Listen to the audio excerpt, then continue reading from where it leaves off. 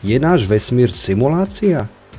Čo ak je všetko, čo vnímame, hviezdy, galaxie, dokonca aj naše vlastné myšlienky, len neuveriteľne sofistikovaný počítačový program?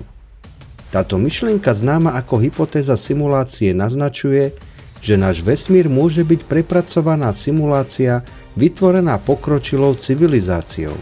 Jeden z hlavných argumentov pochádza od filozofa Nicka Bostroma.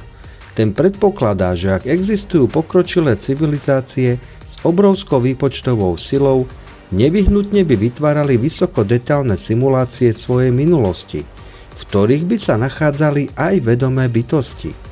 Ak sa tak deje a spúšťa sa mnoho takýchto simulácií, potom je štatisticky oveľa pravdepodobnejšie, že sme v jednej z týchto simulácií, než v pôvodnej základnej realite. Čo hovoríte na túto teóriu?